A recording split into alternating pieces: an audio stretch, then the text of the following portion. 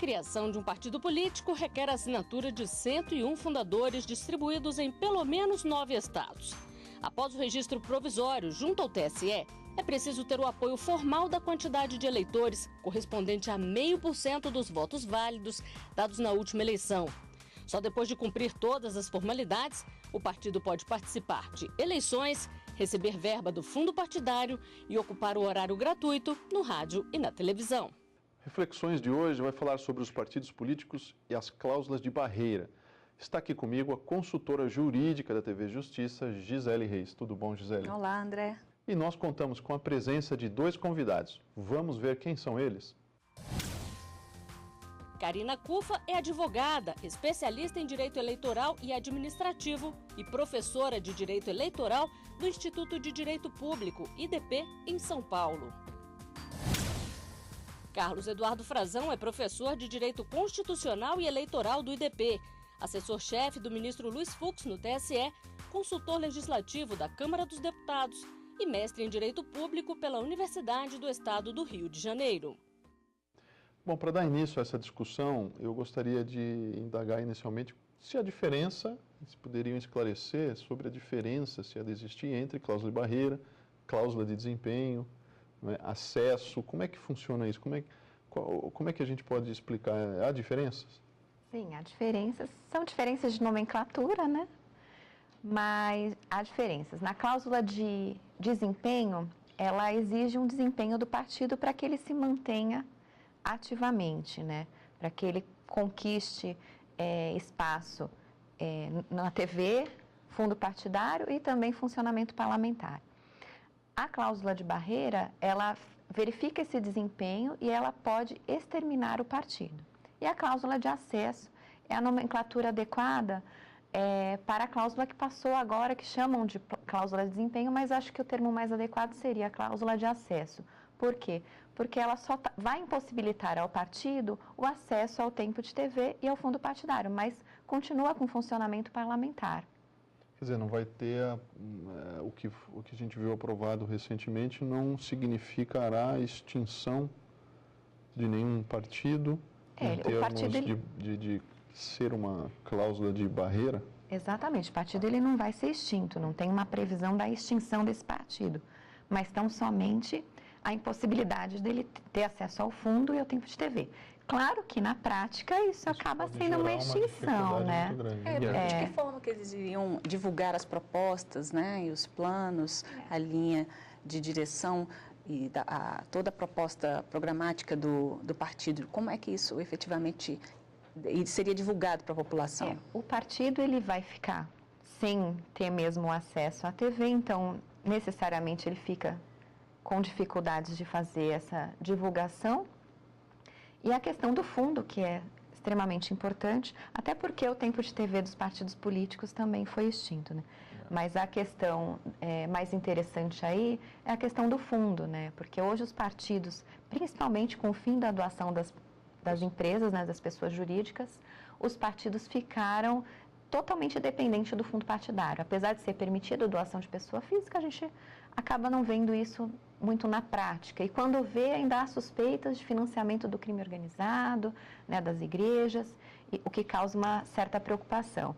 Então, como que vai funcionar? Esse partido que não atingir essa cláusula, né, ele tem um período para estar disputando isso, e aí também acaba gerando uma outra janela, né? Candidato eleito por um partido que não atingir a cláusula, ele tem a justa causa, né, para sair do partido e para um outro com mais estrutura. Então, de fato, aquele partido que ficar sem atingir essas metas, ele vai virar praticamente uma associação, né, porque ele vai existir enquanto partido, mas ele não vai ter recursos públicos e ele não vai ter, ele vai ter que depender de doações de pessoas físicas para a própria subsistência. E aí a gente encontra uma dificuldade, né? Como esse partido vai sobreviver dependendo puramente de doações de pessoas físicas. E aí, como que o partido vai anunciar, vai fazer políticas públicas, questionar, discutir, ele fica praticamente sem funcionamento, né? Essas inovações, elas já se aplicam para as eleições de 2018?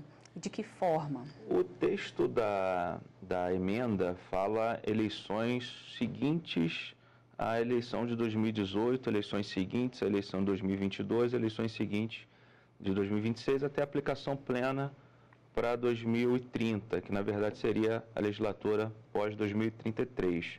Então tem uma lacunosidade no texto da emenda, mas me parece que ao fim do término da legislatura você já aplica isso para a legislatura subsequente, né? Muito embora talvez peque por alguma técnica legislativa, né? Então, e nesse ponto, Gisele, me parece que o legislador andou muito bem. Eu sou um pouco otimista com a cláusula de acesso, como a Karina falou, cláusula de desempenho, como alguns vêm tratando, porque ele que estabeleceu de maneira, talvez até, não vou dizer inédita, mas uma cláusula de transição, algo raro pelo menos, porque a cláusula de barreira que foi instituída ainda no governo Fernando Henrique, em 1995, ela estabelecia os 5%, que era o percentual, né, que deveria, que franqueava o acesso ao fundo partidário, ao tempo de rádio e TV e também ao funcionamento parlamentar, que é uma singularidade que essa emenda não proibiu o funcionamento parlamentar, mas tão somente restringiu, se é que pode dizer tão somente, mas restringiu o fundo partidário e o tempo de rádio e TV, mas nessa emenda ela foi bem parcimoniosa ao estabelecer essa regra de transição, que é muito raro nas legislações eleitorais. As alterações eleitorais são sempre feitas de maneira muito abrupta.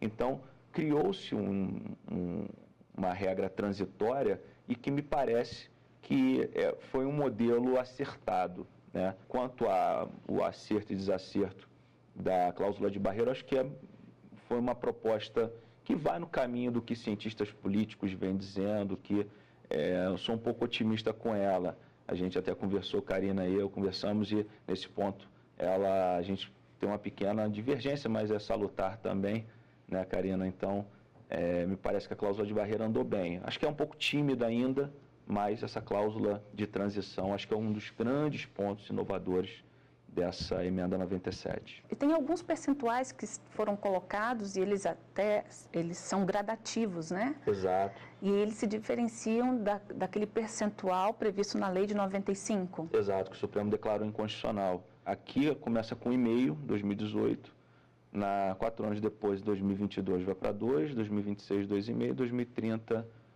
3, que é a cláusula definitiva. E quais seriam as principais diferenças, Karina, entre a cláusula de barreira prevista na legislação de 95 e a cláusula de acesso que nós estamos discutindo agora? A cláusula de 95, ela era uma cláusula de extinção, né? Ela previa um marco, como o Frazão colocou bem, né? Previa um marco para que os partidos atingissem aquelas metas e não atingindo, ele era exterminado e ficava sem funcionamento parlamentar. A questão do funcionamento parlamentar é uma questão muito importante, porque imagine um deputado eleito por um partido que não atingiu a meta, mas ele tem um mandato dele, então fica sem sentido não ter aquele funcionamento parlamentar autorizado porque o partido não atingiu a meta. Claro que permitiria que esse parlamentar migrasse para outro partido, mas acaba desconstruindo. O que o Frazão colocou da questão de ser gradativa, essa cláusula, isso me soou bem, porque de fato a gente não pode verificar uma situação, olha, vamos colocar uma régua aqui, quem passou, passou, quem não passou, está extinto. Então tem que ter um período de amadurecimento, até considerando que nós temos, sim, dos mais novos, 3 partidos recém-criados que nem sequer participaram de uma eleição geral. Então, principalmente esses partidos têm que ser dada alguma oportunidade. O que eu vislumbro, assim, a minha crítica em relação à cláusula que foi aprovada é que ela manteve o mesmo erro que tem do acesso ao fundo partidário, ou seja, se faz somente uma avaliação do número de deputados federais que são colocados, né? A questão do fundo de financiamento de campanhas, eles prevêem também a quantidade de senador eleito.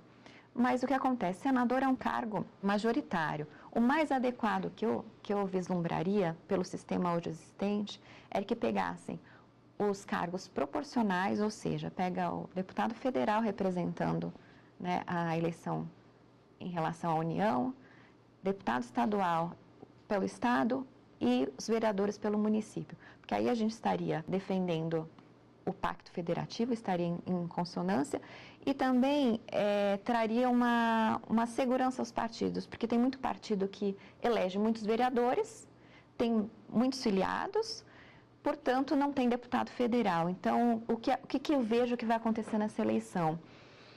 Os partidos vão se concentrar em eleger deputados federais, como ainda está em vigor o voto proporcional, as coligações, vai ter muito puxador de voto, todo o dinheiro do financiamento de campanhas vai ser destinado a eleger deputado federal por questão de sobrevivência dos partidos. Então, nessa e nas próximas eleições que tiver a vigência dessa cláusula, vai se manter dessa forma.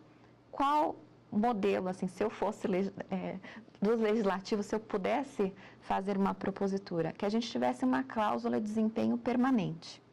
E como seria essa cláusula? Avaliando vários critérios, tanto a eleição para vários cargos, não só para deputados federais, mas também quantos filiados esse partido tem, fazer uma avaliação para ver se esse partido não é mais que tem caso de partido que tem 2.000 filiados, ou seja, menos filiado do que um pequeno clube de cidade, recebe fundo partidário, tem acesso. Chamados partidos de aluguel. Partidos de aluguel, não faz nada com aquele fundo em prol da sociedade, em prol dos filiados.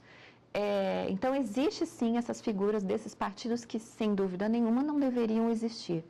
E aí a gente poderia pensar numa cláusula que figurasse um desempenho que não tem vereador eleito, não tem deputado estadual eleito, não tem deputado federal eleito, não faz nenhuma atividade, não tem sequer um número mínimo de filiados que seriam necessários aos partidos políticos. Esses sim seriam extintos. Aí seria uma cláusula de barreira, não é mesmo? Aí seria um desempenho, né? Porque aí impedir que ele pudesse... sim, de barreira a questão da extinção.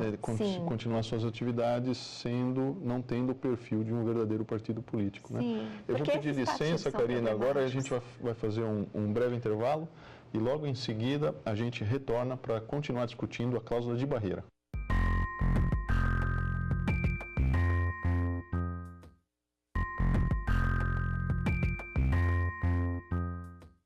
O Reflexões está de volta. Hoje o nosso debate é sobre os partidos políticos e as cláusulas de barreira. Retomando então a nossa discussão do bloco anterior, queria ouvir um pouquinho sobre se é constitucional criar cláusulas de barreira. Né?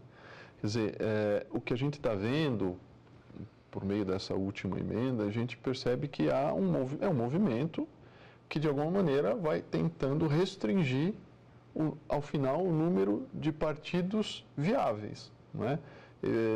A partir de dinheiro público, vamos dizer assim. Né? Isso é constitucional? Bem, essa questão foi enfrentada pelo Supremo na cláusula de barreira de 95 e naquela ocasião o Supremo, em 2006, se não me engano, ele declara a inconstitucionalidade e usa um conjunto de argumentos, dentre os quais alguns citados, inclusive pela professora Karina, dizendo que o próprio texto constitucional autoriza a livre criação de partidos políticos. Artigo 17 autoriza. De maneira livre. De maneira livre, né? Fala livre a criação de partidos políticos lá no caput do 17. E utilizou outros argumentos, como pluralismo político, pluripartidarismo, né? Que é uma decorrência desse pluralismo político, embora não sejam expressões sinônimas, mas uma está contida na outra, uma ideia está contida na outra. Alegou-se também violação à ofensa à razoabilidade, à proporcionalidade. Essa própria questão do funcionamento parlamentar também ficou prejudicado. Esse conjunto de argumentos me parece que o legislador ele procurou ser um pouco, tentar superar esse conjunto de óbices argumentativos que o Supremo estabeleceu em 2006 e uma das formas, inclusive, foi o próprio instrumento pelo qual foi introduzida a cláusula de barreira, desempenho ou de acesso, que foi por via de emenda à Constituição. Hoje se verificou que nós temos um quadro de 35 partidos e temos mais de 50 pedidos no Tribunal Superior Eleitoral. E aí é mais ou menos uma redenção constitucional. O que esse quadro de excessiva pulverização partidária vem estabelecendo, né? Vem dificultando a governabilidade. Nós temos legendas de aluguel, que são utilizadas simplesmente para vender seus ativos. né? Nós temos uma dificuldade de conseguir um governo eficiente. Os custos de transação política são enormes. Você negociar num parlamento que tem 28 partidos políticos, se não me engano, 29, com assento hoje no Congresso Nacional. Então, essa análise empírica deve subsidiar a análise do Supremo Tribunal Federal quanto à eventual constitucionalidade. E me parece que os dados empíricos, a realidade que nós vivemos, ela milita. Acho que nessa linha do empírico, não seria também verdadeiro considerar que o problema não é uma quantidade excessiva de partidos, ainda que fosse excessiva essa quantidade que nós temos, né? Vamos imaginar, mas sim o tipo de partido, as práticas de alguns partidos, o que alguns partidos se tornaram na prática, quer dizer, seria possível por mecanismos de fiscalização, não de desempenho para fins de uma maneira genérica, reduzir o número partidário, mas sim para fins de evitar que partidos se transformem em agremiações que não são propriamente partidárias no melhor sentido democrático. Sim. Isso não seria também uma análise empírica de alguma maneira verdadeira? Porque é de alguma maneira um conhecimento geral, né? Você mesmo mencionou a questão da venda, né? Não acho que sejam excludentes, professor. Acredito eu que podem caminhar juntas. Mas isso poderia influenciar no julgamento de inconstitucionalidade? Sim, poderia. Porque a gente poderia ter um meio menos oneroso para um juízo de proporcionalidade, né? Por exemplo. Sim, exatamente. Acho que são testes comparativos. Será que não haveria medidas menos gravosas? Agora e prometo, para não ocupar, porque é um tema super instigante, mas o fundo partidário, realmente, o acesso a ele foi vedado. Mas nós temos hoje o Fundo Eleitoral de Financiamento de Campanhas. A cláusula de desempenho não atinge. Então, a rigor, você poderia distribuir para os partidos remanescentes. Ainda ficaria um quinhão muito grande. Segundo estimativas, 1,7 bilhão, né, de reais. O próprio parlamento, né, a própria Câmara fez esse estudo. Em segundo, ponto interessante também para reflexão é que o acesso ao rádio e TV foi também restringido. Só que extinguimos, como a Karina bem falou, a propaganda partidária. Então, eu poderia criar mecanismos dizendo-se que a propaganda eleitoral não estaria restringida nesse ponto, justamente para permitir que o candidato postule seus votos. A emenda ela não faz alusão a que tipo de modalidade. Seriam todas ou poderia apenas restringir a uma delas? Nós vivemos numa crise política, são 35 legendas registradas, né, no Tribunal Superior Eleitoral, e é difícil entender que sejam 35 ideologias diferentes. Então, de toda forma, quando se fala, né, sobre esse tema de cláusula de acesso, isso não acabaria prejudicando a propagação das ideias das minorias? Sem dúvida. E esse é o ponto que eu defendo a liberdade, tanto na criação de partidos quanto na manutenção. Mas dentro de um critério que se possa apurar, como o professor André disse, quais partidos estariam fugindo de qualquer ideologia política, né, fugindo do que se espera de um partido político. Aquele partido que, de fato, não tem filiados, não elege ninguém, nem vereadores, né, sequer deveria estar em pleno funcionamento. Mas a cláusula hoje aprovada, ela vai matar por inanição alguns partidos que têm muitos vereadores eleitos, têm um funcionamento adequado partidário, né, tem ações em prol dos filiados da sociedade. Essa questão da governabilidade, tem partidos que eles desempenham um papel combativo ao governo que é favorável, né? Se a gente deixar muito fácil governar, muitas coisas que não são tão republicanas passariam. Então, é importante que tenha também esse trabalho de oposição dos partidos. E a questão das minorias é um ponto extremamente importante, porque através desses partidos menores é que muitas pessoas conseguem sair candidatos. Hoje, se tivéssemos 4 legendas, vamos dar um cenário mais crítico, quem conseguiria de fato disputar internamente um espaço para sair candidato? Quantos candidatos nós teríamos? E aí é uma outra discussão que vem, se os partidos políticos não deveriam ser mais democráticos, inclusive ao acesso aos cargos, porque nós, como eleitores, recebemos assim, olha, a opção pelo partido X é João da Silva, mas e os outros que são filiados, que teriam interesse, que talvez o eleitorado tivesse interesse em elegê-los, né?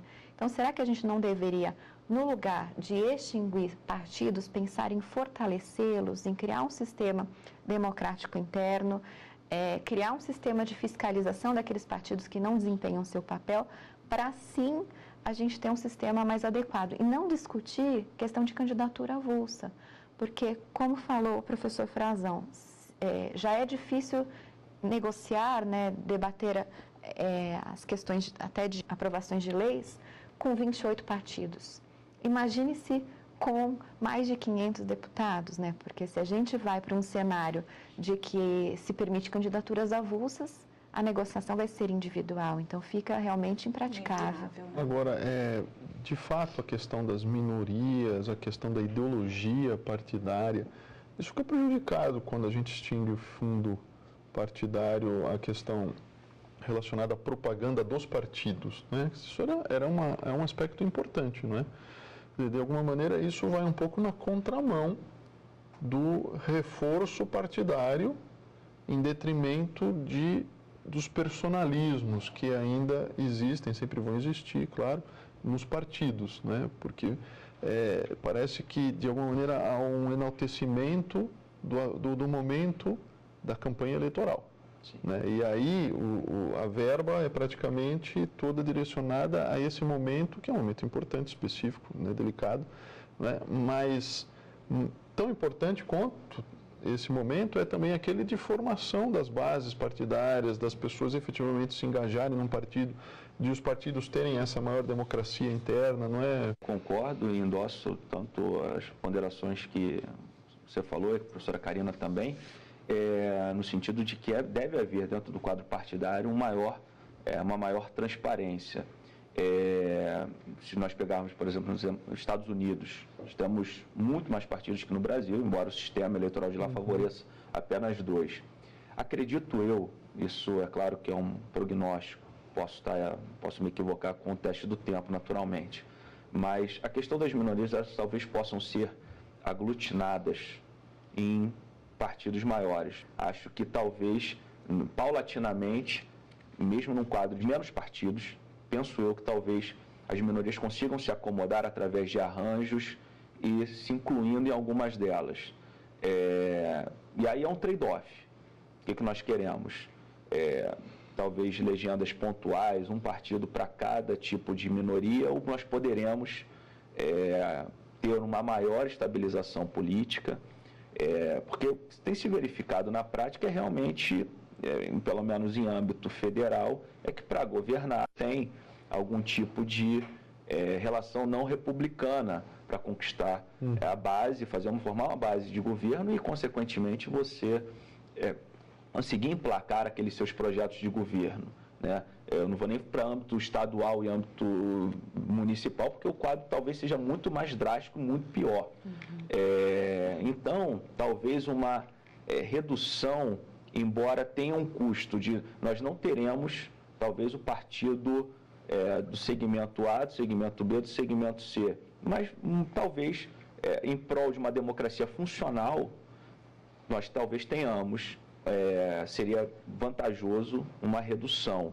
E tem um dado interessante, só também para fechar o comentário, existem estudos de ciência política sobre o número efetivo de partidos, que são aqueles que efetivamente estão atuando, exatamente. Então, você tem até um cálculo matemático para isso, para você chegar ao número efetivo de partidos. Eu tenho um pouco de dúvida se no Brasil nós temos, essa quantidade de legendas, ela se reflete na atuação efetiva no parlamento. Mas se essas cláusulas de acesso já estivessem em vigor, nós já teríamos bem menos partidos atuantes. Se eu não me engano, 14. Em torno disso. Se eu não me engano, em torno disso. Mas aí seria realmente uma mudança já bastante radical para o Brasil, né? Nós estamos aí acostumados nos últimos anos a uma crescente dos partidos políticos, né? Sim. Praticamente cada bandeira é um partido, né? Queria agradecer a presença dos nossos convidados de hoje. Obrigado. Agradecer a consultora da TV Justiça, Gisele Reis, e agradecer a vocês que estão nos assistindo. e acompanhar o nosso programa. Se quiser rever o Reflexões, ele fica disponível no site tvjustiça.jus.br. Até o próximo programa.